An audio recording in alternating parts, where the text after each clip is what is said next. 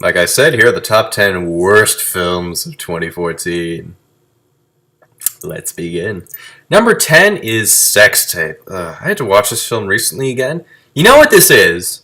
No, no one pitched this idea. No film person. No, Apple went to whoever it was and said, "We have these iPads. We want you to make a movie about them." Okay, that's all this is. It's a giant product placement for Apple, really. I mean, Jason Segel lost a bunch of weight. I don't know if it's for this film or not, but he looks slim. I think. But yeah, it's just a dumb movie just for some shameful product placement, and that's like 90% of the movie, really. And just other things. It's not funny. The jokes go on way too long, and then it's not funny. Number 9, RoboCop. Sorry, Bandit, this film fucking sucked. It's just generic, stupid, and just like, no one asked for this anyway. The first RoboCop was like satire and I think like the retelling of Christ, really, as some way it was, and other such things. This film is just like, clearly whoever was making this film didn't understand anything. There's one neat little aspect though I do like, and Bandit's brought this up a bit. He holds the stun gun with his human hand, and he holds the gun with his robot hand. I thought little things like that are kind of neat. And at the end, I think he kills Michael Keaton at the end with his human hand with the gun. So small stuff like that is kind of neat, but other than that, it was just a generic film. Number 8, Transformers: Age of Extinction. Age of Michael Bay. Jesus. But yeah, what else needs to be said? It's Transformers. Been there, done that. Moving on. Okay, I don't think it's as bad, really. I mean, yeah, when you think it's like, it's the fourth one, so it should fix everything, but really, these films are so interchangeable, it doesn't really matter. So, but yeah, and runtime 165 minutes. There is a 5-minute scene on that stupid, like, pedo thing, like, he's 20, she's 17, can they beat? Why is that in the movie? I bet they all read the script and just like, what? What? Whatever. Number 7, and sorry for those who like this, Into the Woods. Ugh. Anyone who knows me knows that I like Meryl Streep, but I think whenever there's a film with Meryl Streep is usually like, the best part. Everything else about the film sucks. Take The Iron Lady. That is a textbook example of how, like Meryl Streep can ruin a film. No disrespect to Meryl, I think she's great, but yeah. But yeah, this was like, it was just weird, really, and, oh god, the cast is okay, yeah. I just thought it was kind of strange, and what's with Johnny Depp's, like, overly sexualized, it feels like a very sexualized song, and yeah, Johnny Depp playing Johnny Depp as usual. Though we didn't get to see Emily Blunt and Anna Kendrick sing, which was nice, I think it was, I don't know. I kind of saw this film on the internet, so I was just like, what's the fuss? Why is everyone saying this will be an Oscar film? No, I don't think this is an Oscar film at all. This was like, it was like Les Mis, but worse. I didn't even think that was possible. Well, okay, I do like Les Mis, but for those who don't like it. Number 6 is Jersey Boys. Yeah, Clint Eastwood's really, like, hit the shitter. I haven't seen American Sniper, but I hear it's better-ish. The best thing about it being Bradley Cooper, apparently. But this, like, I think missed the mark of Jersey Boys and just, I don't know, it felt really, like, soulless, not boring, just kind of soulless. Like, it was just, like, Clint Eastwood was just filming the script, not actually, like, directing much. I don't know. That cast is okay, I guess, but yeah. Number 5, and I know this is really not going to sit well with any of you.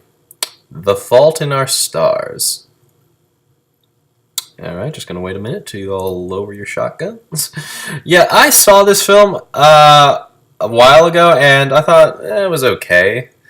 And then, here's the thing, though. I actually have friends who have had cancer at one point or another, like just a couple.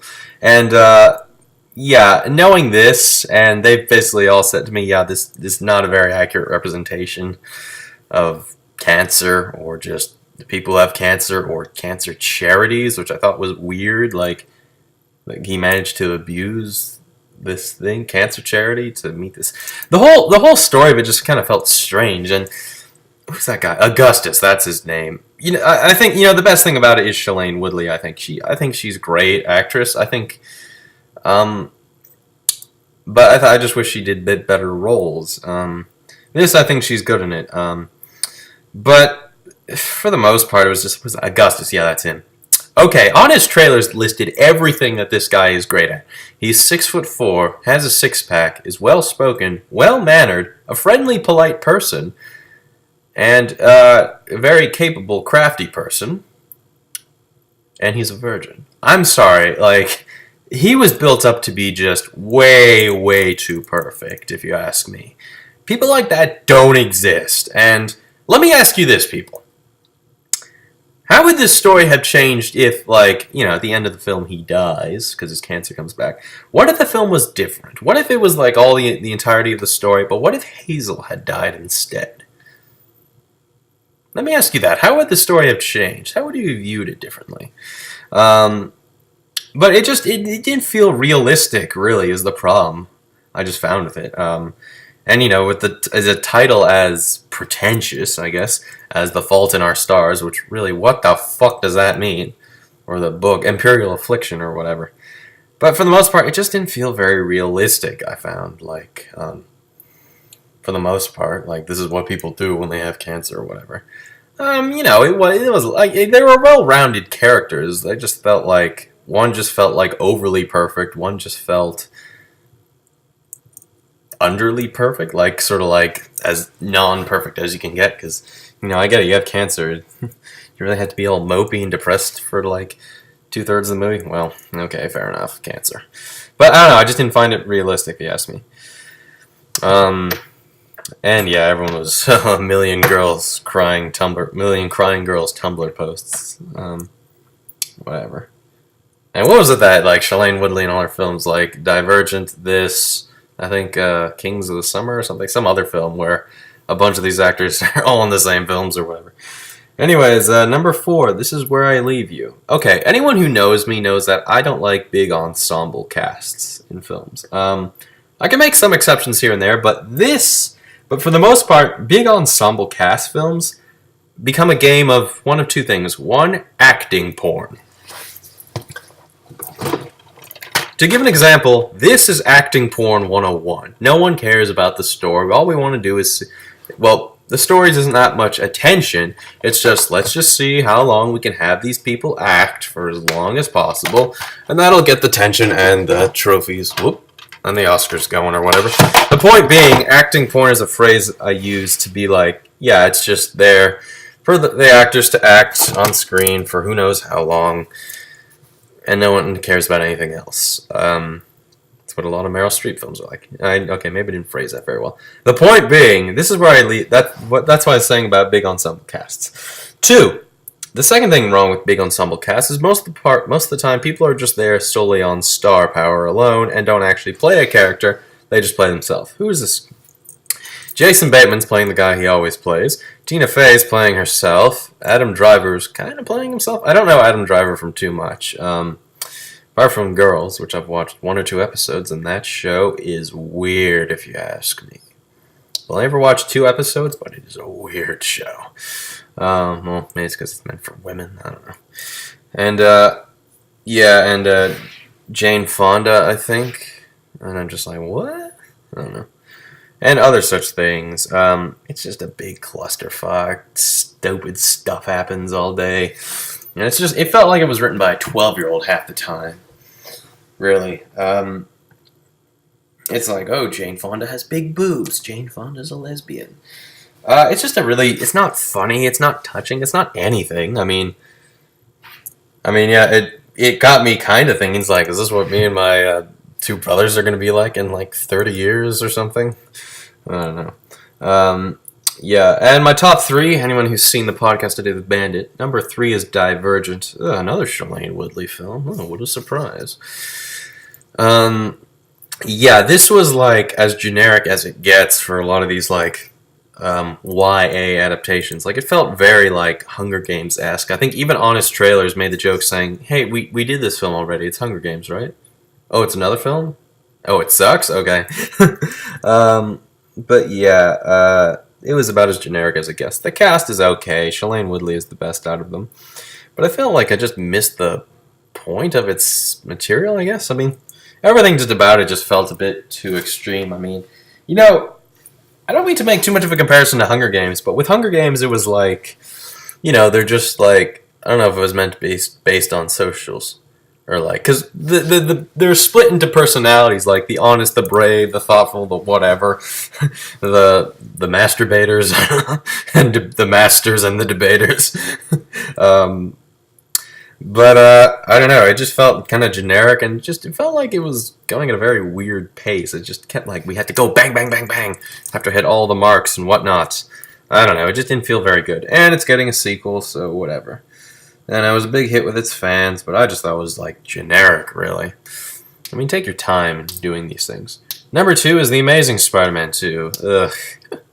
I'm sorry, Spider-Man fans, but fuck this movie. Like, it was stupid, generic, and just, it's Spider-Man porn.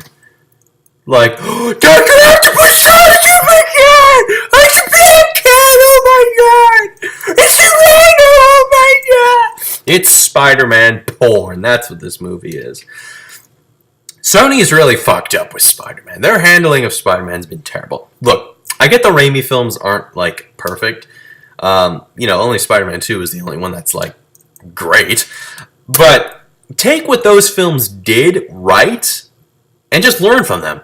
I mean, what did Spider-Man 2, original Spider-Man 2 teach us? That, hey, one villain is good enough. We don't need 3, like, fucking around. Especially with Rhino, who just, like, bumbles around and just comes in at the beginning and the end of the film and whatnot. And, you know, I read into this film quite a bit, like, the production history and whatnot. There was, like, something like 4 main characters that were cut out of this film. One of them was Mary Jane. A lot was a little more with Norman Osborn. And other stuff. But yeah, you know, the best thing, you know, the thing that does kind of save the film, well, a bit, is, you know, the relationship between Gwen and Peter. But even then, like, well, you know, killing her off, I thought, okay, I thought that was done kind of well. I mean, I think they kind of missed the point of the death. I mean, I think, you know, I don't like comparing these things. In the original death, I think it was like Gwen Stacy didn't know Peter Parker was Spider-Man, and this is they know, you know, she knows that he's Peter Parker's Spider-Man. I don't know, it felt like it just kind of missed the point altogether. And yeah, why do we need 3 villains, exactly? I mean, Electro was just stupid. Yeah. Stupid. And just set up for all that. Like, don't compete with the Marvel Cinematic Universe. Do your own fucking thing. You'll probably succeed. And my number 1 worst movie is The Humbling. This film apparently doesn't come out until 2015. Now, bullshit. I saw this film at TIFF in September 2014. What do I hate about this movie? It has no fucking idea what it wants to do. It's like, we have Al Pacino. If we just have him act in front of the camera for who knows how long, it'll work. No, bullshit, no. I'm sorry, that doesn't work anymore. Acting porn aside. It's weird, not the good kind of weird. It's everything Birdman would have been if Birdman was stupid. And you're probably wondering there, like, why do you hold this film above other stuff like, you know, Divergent, Amazing Spider-Man 2, or even Transformers or Ninja Turtles?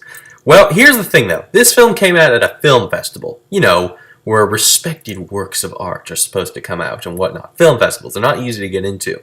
So the fact that someone is throwing this crap at a film festival and hoping it'll stick, I just find, like, to be offensive, really. Especially considering, like, these tickets weren't cheap to see these film festival films, and, like, the director comes out, says a few things, sometimes, usually. But, yeah, I thought it was just, like, what the hell? It's weird and stupid, and it's just, like, Al Pacino has 3 reactions. I don't know what's going on. Would someone tell me what's going on? And what the fuck is going on? Those are the top 10 my least favorite films this year. Sorry if I was all over the place, a lot with my terminology, but that's all I have to say. So see you later.